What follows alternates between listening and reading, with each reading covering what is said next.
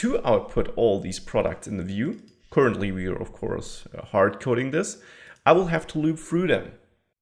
However, I can't loop through all the products since I need to chunk them because I have several rows here. I don't have all the thumbnails in one bootstrap row. I got multiple rows because I want to have 3 items by default. If it's not collapsing on a smaller screen, I want to have 3 items in one row.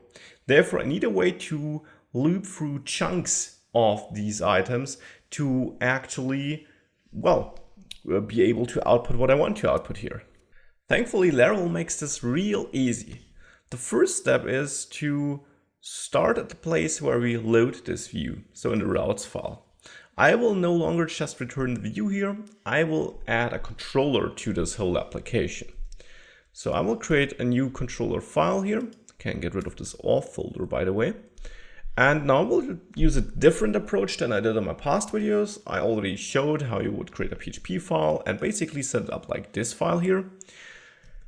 Another way is to use the artisan command line tool to run php artisan make controller.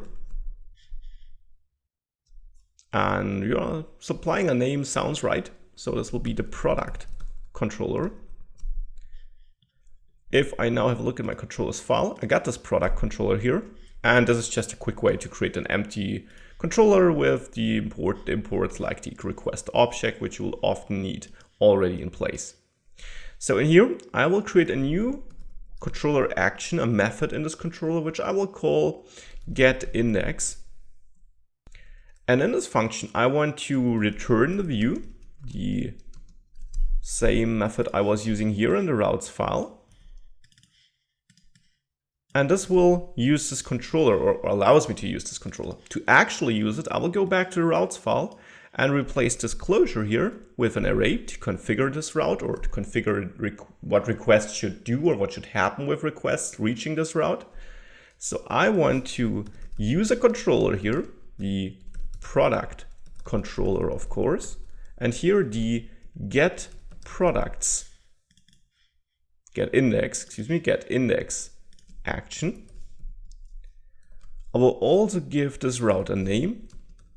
We'll call it product index.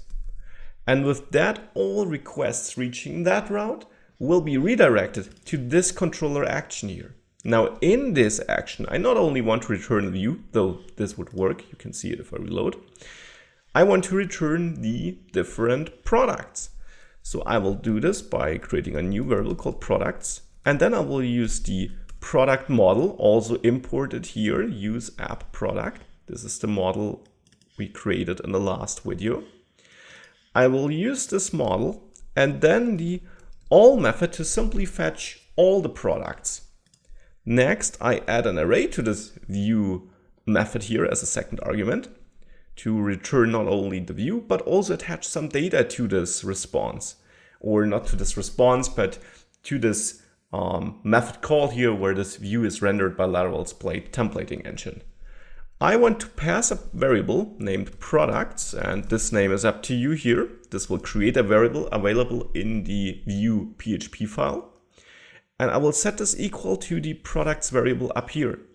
So this part, the string here, Laravel will create a new variable called products, which we can then use with $products in this view file, in this blade.php file. So to use it, I want to loop through all the products, but as I said, I kind of have to create some chunks to make sure that actually I have an outer loop with all the chunks. So for example, if I have 5 products, like it is the case here, and I only want to display 3 per line, I would have 2 chunks. The first chunk holding 3 products and the second chunk holding the remaining 2 products. So in order to do this, I will create a new for each loop and I will loop through products. As I said, this is possible because this $products refers to the variable I create here, or I tell Laravel to create. For each product as product, almost as product chunk would be a more fitting name because I want to loop through chunks. However, this will loop through individual elements. Thankfully, Laravel offers a useful helper method here, which you can use on any collection. And this is a collection.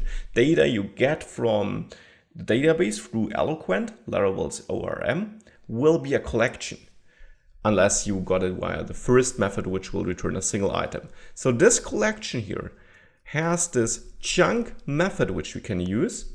And then I define the chunk size, 3. I want 3 items in each chunk. And now this will no longer provide the individual items inside this loop, but instead chunks of items. So I will end this for each loop here. And inside this loop, I will copy one row, one bootstrap row here. Get rid of all the other HTML code below here. And also get rid of 2 columns. I only need 1. So now I will create this whole content here per chunk. However, I only want to create the rows per chunk because the columns should be on a per product basis.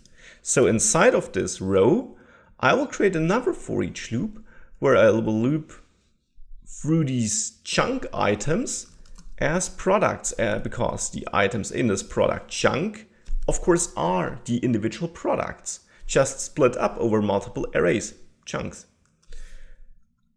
Now I can also, and I should access this loop, and inside of this loop, I'll have my column. Now that this works can be seen because if I reload, we get 5 items.